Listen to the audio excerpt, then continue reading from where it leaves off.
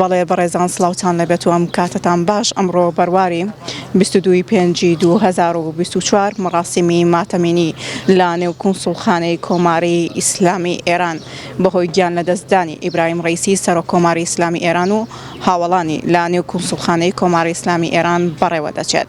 هەروەها بەشێک لە بەرپرسانی حیزبی و حکومی بەشداریان لە مەراسیمەکەدا کردووە. ئەگەر کامێرەمانەکەم هاوکار بێ بۆ گواستنەوەی دیمەنەکان. بەڵێ لێستادا ڕێگە نادرێت دەستگاکانی ڕاگەاندن بڕۆن ڕۆماڵی مەراسیمەکە بکەن. هەروەها بە پێی دوایین زانیاری بەرپرسانی ئێران بەهۆی خراپی کەش و هەواوە پەیوەندی ئەو فڕۆکەی کە لەگەڵ سەرۆک کۆماری ئیسلامی ئێران و هاوڵانی دابووە پەیوەندی نێوان فڕۆکەکانیان پچراوە. دوای کەمتر لە 24 کاتژمێر فڕۆکەکە بە تێکشکاوی دۆزراوەتەوە کە تێیدا بەڕێز ئیبراهیم ڕەیسی سەرۆک کۆماری ئیسلامی ئێران و ئەمیر عەبدوڵڵاهیان وەزیری دەرەوەی کۆماری ئیسلامی ئێران ئال هاشم نوێنەری عەلی خامنەیی ڕێبەری باڵای کۆماری ئیسلامی و پێشنوێژی تەورێز هەروەها مالک ڕەحمەتی پارێزگای تەورێز بوونە قوربانی و دواتر لەلایەن کۆماری ئیسلامی ئێرانەوە لە سەرجەم ئەو کونسوڵخانەی کە لە وڵاتان هەیەی پرسە و ماتەمینی ڕاگەیەندراو. هەر دوێنێش لە شاری هەولێر لە نێو کونسوڵخانەی ئێران پرسە ڕاگەیەندراو. بەشێکی زۆر لە حیزب و لایەنەکان و کەسایەتیە سیاسی و کۆمەڵایەتیەکان بەشداریان کرد لە مەراسیمی ماتەمێنیەکەدا و ئەمڕۆژ لە شاری سلێمانی مەراسیمی ماتەمینی لە نێو کونسوڵخانەی سلێمانیدا ڕاگەیەندرا. هەروەها بەشێک لە بەرپرس و سەرکردەی وڵاتان بە مەبەستی بەشداریکردن لە پرسەکەدا و هاوخەمی نواندن سەردانی وڵات لە ئێستادا سەردانی وڵاتی ئێرانیان کردووە.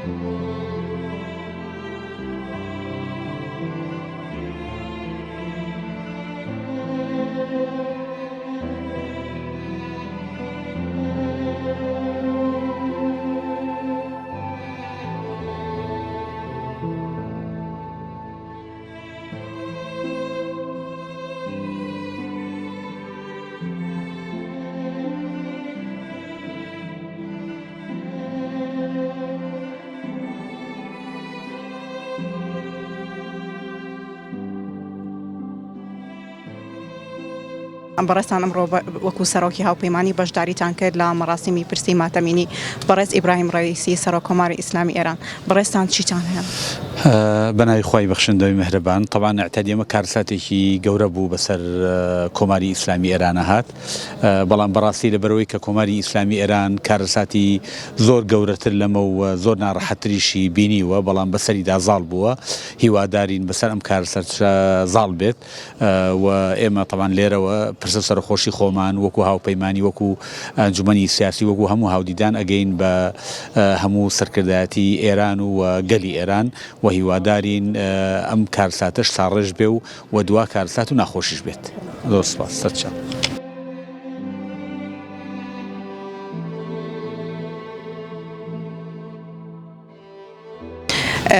مامۆستا حسێن سەرەتا سڵاوی خوای گەورە لێبێ پرسە و سەرخۆشی خۆمانتان ئاڕاستاکەین.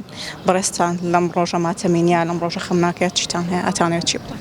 بەناوی خوای گەورە و میهرەبان.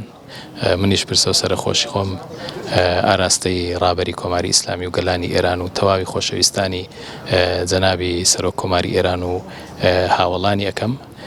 لە ڕاستیدا گەلی کورد و بە تایبەت شاری سلێمانی دەربڕینی هاوخەمی خۆیان و بەشداریکردنیان لەم پرسە و ماتەمینیە بەڵگەیەکی حاشا هەڵنەگرە کە پەیوەندێکی پتە لە نێوان گەلی کورد و کۆماری ئیسلامی ئێراندا هەیە و ئێمە هەمیشە بەشدارین لە خۆشی و ناخۆشیەکانمان لەگەڵ یەکتری و ئەمەش ئەومان بیرە خاتەوە کە ئێمە لە کاتی تەنگ و چەڵەمەدا و لە کاتی گرفتدا ئێران پشتیوانێکی باشی گەلی ئێمە بۆ گەلی کورد بووە و ئێمەش کەمترین چاکەی کە بتوانین بۆ کۆماری ئیسلامی بیدەینەوە ئەوەیە کە هاوبەشی غەمیانە بین و بەشدارە بین لە ناخۆشیەکانیان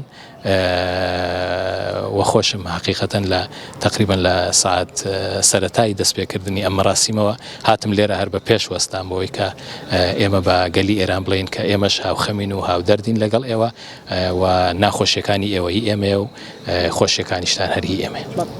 مامۆستا حوسێن، پەیوەندیەکانی هەرێمی کوردستان لەگەڵ وڵاتی ئێرانە لە ڕابردووە پەیوەندێکی باش بووە وە لە ئێستا پەیوەندیەکە چۆنەوە کە بینی کامڕۆ بەشێکی زۆر لا بەرپرسانی سیاسی و کۆمەڵایەتی و هەروە کەسانی ڕۆشنبیری بەشداریان لە مەراسیمەکەیان کرد. من پێم وایە سوپاس بۆخوا هەستەکەم کە ئینشاڵڵا بەرەو باشتری شەڕوات لەبەرەوەی کە تۆزێک هەز بە ینی لێک دووریەک لە بینی هەولێر و تاران هەبوو بەڵام سوپاس بخوا کە ئێستا ئەمەش خەریکە کەم ڕەنگە بێتەوە ڕۆژ بە ڕۆژ بەشداریکردنی گەورە بەرپرسانی هەرێم بە هەموو حیزب و لایەنە سیاسیەکانیانەوە بەڵگەیەکی ئاشکرا و ڕوونە کە سوپاس بخوا پەیوەندیەکان زۆر پتەوتر و تازەتر ئەبنەوە.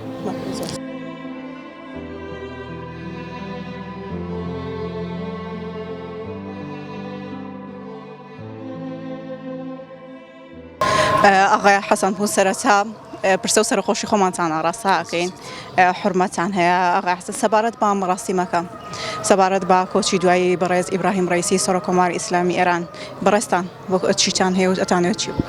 بسم الله الرحمن الرحیم. خیر مقدم عرض میکنم خدمت شما و خوش آمدید. همینطور که میدونید جمهوری اسلامی ایران همسایه مهم تاریخی و همیشه کردستان عراق بوده و در این میان سلیمانیه نقش ممتاز و خاصی داره. این مراسمی که میبینید جمهوری اسلامی ایران به دلیل علاقه وافر و زیاد مردم سلیمانیه، مقامات و شخصیت‌هایی که در سلیمانیه میخواستن سرخوشی و تسلیت خودشون رو به مردم عزیز ما اعلام بکنن برگزار شده. مدت 3 یا 4 روز هست که ما مشغول هستیم و دوستان عزیز واقعا از صمیم قلب ما رو شرمنده کردن مردم سلیمانیه و استقبال خیلی خوب و بالای شده. بەڕێستان لە قسەکانتانە ئاماژەتان بۆ کرد کە پەیوەندیەکانتان بە تایبەتی لەگەڵ خەڵکی سلێمانیا پەیوەندێکی زۆر باشە. مەبەستمە بزانم پەیوەندیەکانی حکوومەتی کۆماری ئیسلامی ئێران لەگەڵ هەرێمی کوردستان بەگشتی و بە تایبەتتر لەگەڵ کوردستانیانە لە ئێستا لە چه ئاستێکە؟ خودتون هم شاهد هستید و نیاز به تاکید من نیست که الان که ما داریم با هم گفتگو میکنیم ارتباطات جمهوری اسلامی ایران هم با منطقه در واقع زرد و هم با منطقه سبز در سطح خیلی خوبیه.